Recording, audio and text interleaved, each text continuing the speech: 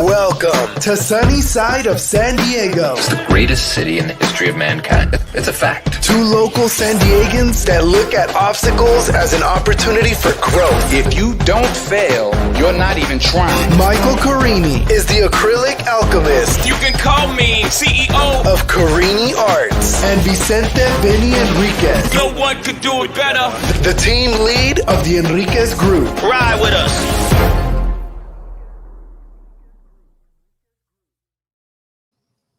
Hi, everyone. Welcome to the sunny side of San Diego. My name is Vinnie. My co-host over here is Carini.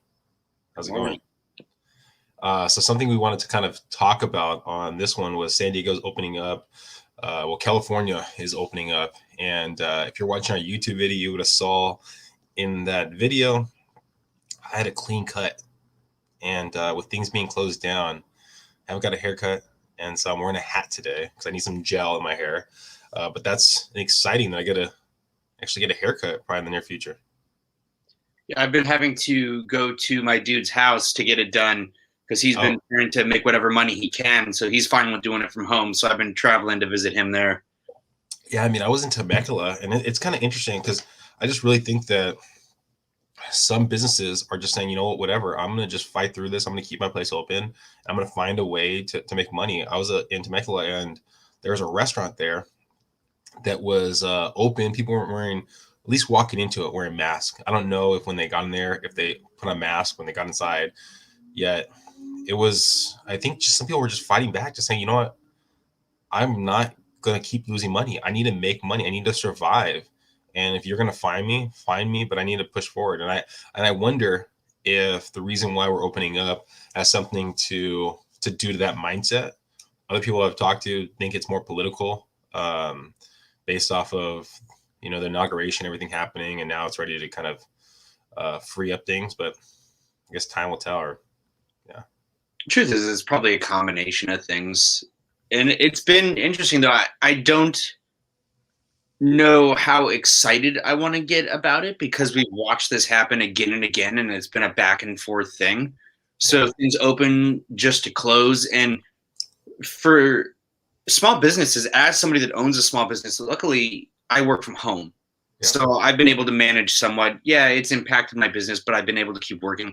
But if I owned and operated a business that required me to have a decent sized lease and employees to take care of and to keep operations going and to have to shut down and then start again and then shut down and start again, a lot of these small businesses are operating month to month. They don't have enough capital to just keep their business floating for a year. And the fact that large businesses like Walmart, Amazon have flourished and their business has gone up from what I've heard over 100%. Meanwhile, all these small businesses have just been wiped out. I have a lot of sympathy for these businesses, and I don't blame them for just feeling that they need to do what they need to do, because if you need to pay your bills, you need to pay your bills. People do not care in a large sense that there's a pandemic. They're not going to stop collecting money. And I know that in terms of evictions, the rule is that it was going to last for a certain period of time that people couldn't be evicted. But you know what? That period eventually ends. And then what happens after that period? So what's going to happen is there's this delay, but it doesn't mean that the impact isn't going to be furthered. It just means that it's going to be a gap and then a delay followed by we will see what happens. But I mean, it's been a year almost. We're coming up on a year. And I remember when this started and we were told, oh, this is just going to be for a few weeks. This is just to flatten the curve. We're not trying to stop it. We're just trying to flatten the curve. It's been over a year. Yeah. So what are we going to do? Are we going to keep doing this? We're going to keep going back and forth? Or eventually we're just going to say, hey, life needs to go on with whatever that means. Yeah. I mean, I think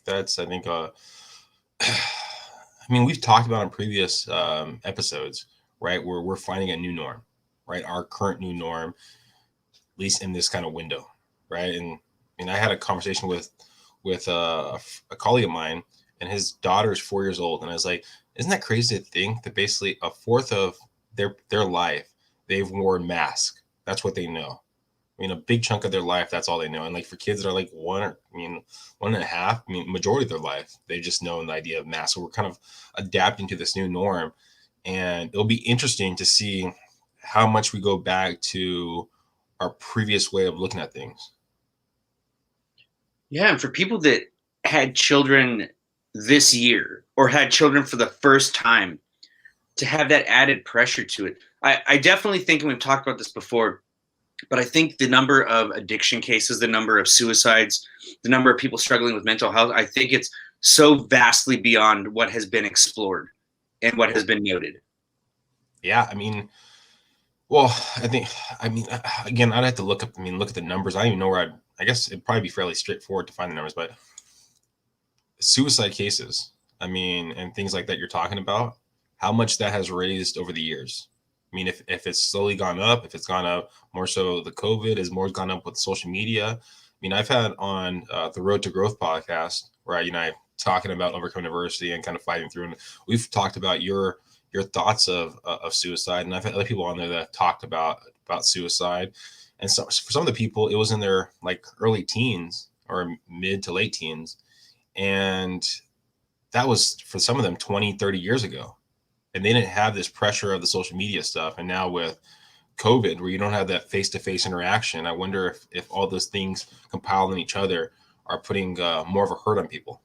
Oh, absolutely. I think that whatever numbers can be found, I think that the situation is going to be vastly worse than the numbers would convey. I think that the numbers are going to be somewhat inaccurate. Yeah. So, I mean, if you're in a bad spot and you need that interaction, I mean, maybe take a walk. I mean, enjoy what San Diego has to offer. I mean, indulge yourself. Go to the beach, get a nice burrito, and just watch the water kind of coming in and out on the sand. I mean, I think right there, that relax, that breeze, that can kind of, I don't know, make you feel that everything can be okay. At least for me, it would. And for me, one of the things that I've had to do is to stop watching the news, to stop paying attention to the stories that sensationalize information and try to get a reaction from people. And so I probably know in regards to what's actually happening right now a little bit less, but my understanding is that we are coming out of the purple phase. Is that what's happening? And I believe it happens today. Is it not today?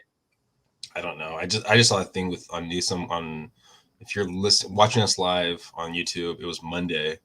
If you're listening to a podcast, it was, I'm guessing, a couple months ago. We're a little backdated on when we release the actual episodes on the podcast, but yeah, I mean, it's slowly opening up. I think that means they're allowing outside dining and then outside gyms, right? I think outside gyms have been allowed already, so that's been happening. But the thing that I find a little nonsensical is that, yeah, I'm super thankful that we're able to work out outside, so I'm not complaining about that.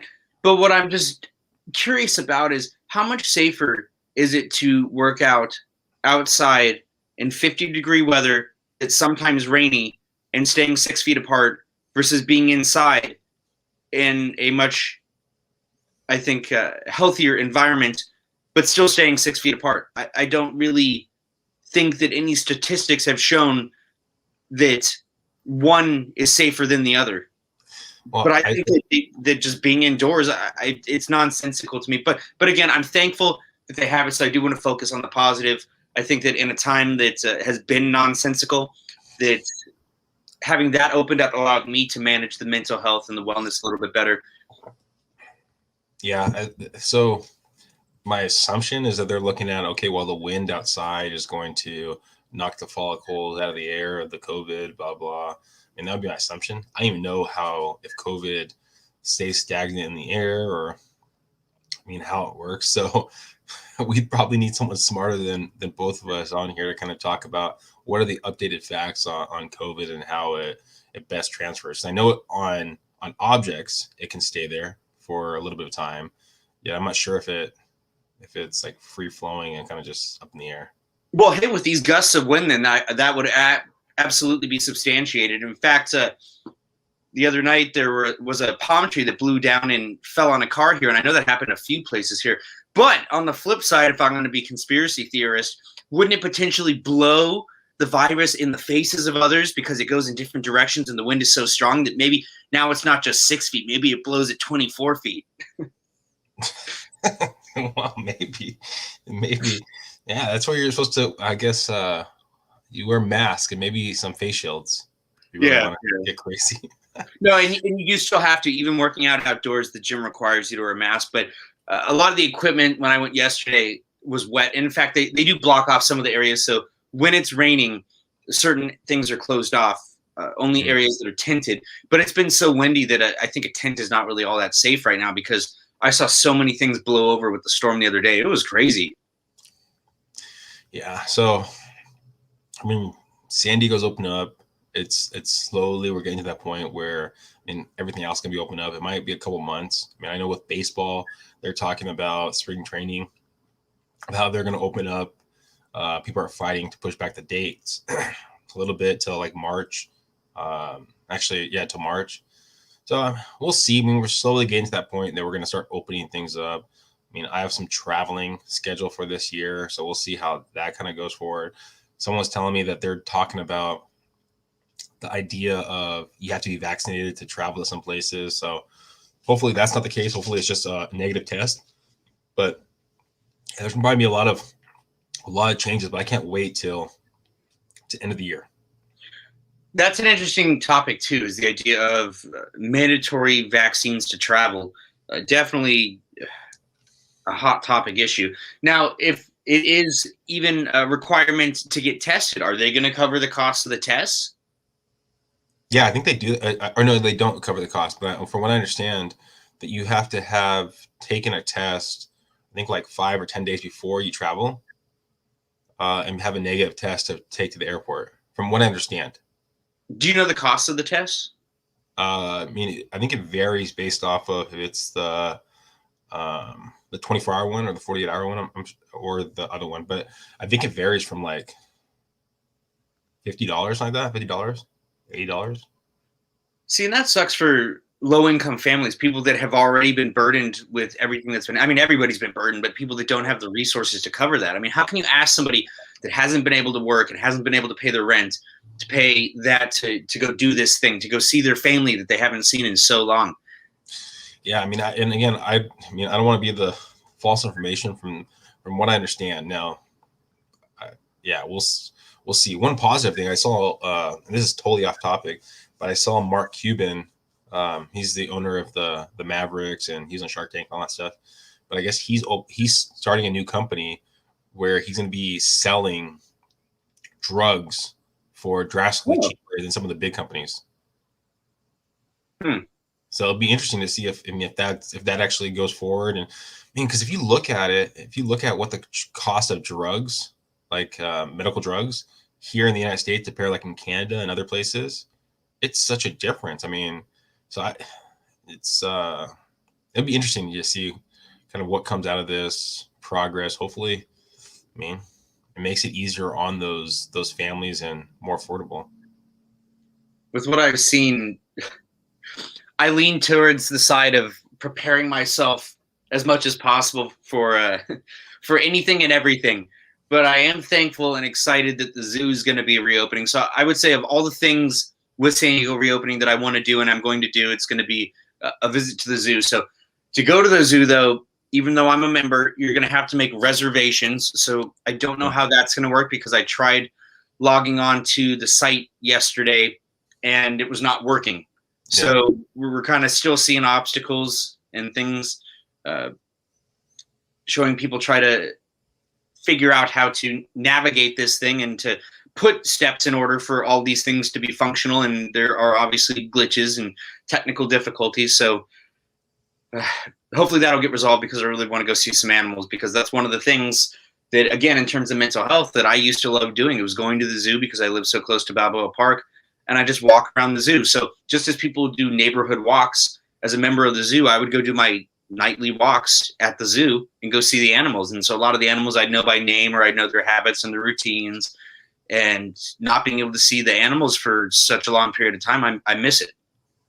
You know, when you're talking, it brought us something in my head where what is something that you look forward to doing, right? yet it's going to take you a while to actually do it. Like, for example, going to the movies, then paying for overcost popcorn, overcost food. It might be a little while before I actually go there. Once I actually feel comfortable that, that we're the vaccines through, it might be even until next year. I don't know. But that might be something, even though I really enjoy it just to get out of the zone, that might be something that might be a little while. Maybe even going to like a baseball game might be a little while before I feel comfortable doing that. And especially walking around, if I'm in like a suite or something like that, that's one thing. But out in, general, I don't know. But I know the movies. That's gonna be something that's probably gonna take me a little while to actually get back out there. Even though I appreciate those times. I know when we were out of purple before, some of the movie theaters, I believe, were open. Is that correct? Yeah. I think some of them are open, but in some of them you can rent the spaces for like $100. You can rent the whole space and like bring your friends. But not all of them were open, and I know that because I was supposed to have a 4-month art exhibition at ArcLight Cinemas at UTC Mall in La Jolla, and they just didn't open. And I think they probably saw this coming and saw that it wasn't worthwhile. Also, maybe it was in a mall, but I think a lot of movie theaters are in a mall or in a mall setting. But yeah, they had not reopened even when we were out of that. So I don't know how long they've been closed, but all next year, Warner Brothers and I think I saw Disney, they're going to be releasing a lot of their movies. Well, Warner Brothers all next year. They're going to release all their movies online. And on HBO. Yeah, HBO Max. And then Disney, I think right now they just release. They're saying they're going to release like the first quarter of movies on the Disney Channel. So Disney Plus or whatever. So and that's cool. I watched Soul however long ago when that came out, and that was awesome. And it's cool to be able to watch like Wonder Woman, watch that on Christmas. So that's cool, but it's just such a different time. I'm starting to think that the best time to be a child and to grow up was our era. I think like the 90s, the early 90s was such a cool time to grow up.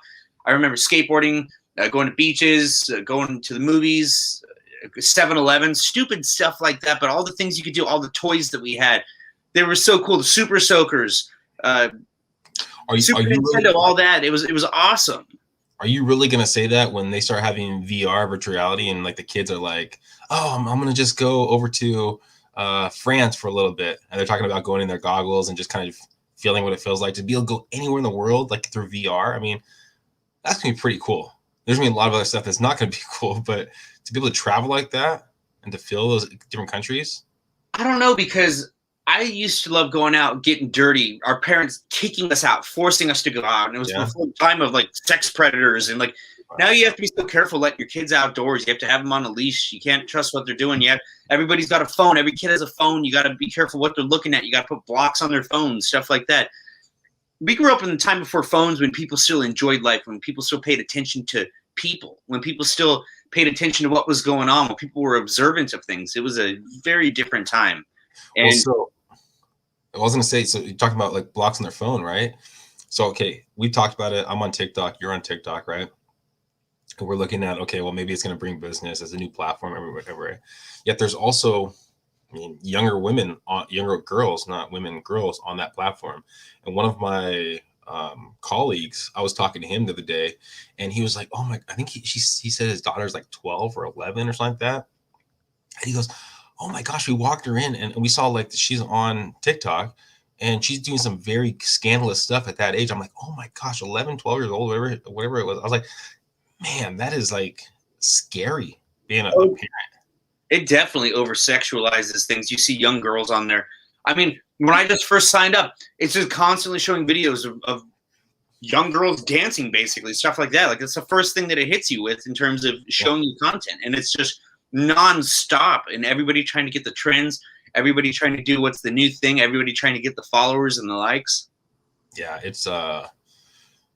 Well, anyways, San Diego's opening up, positive thing.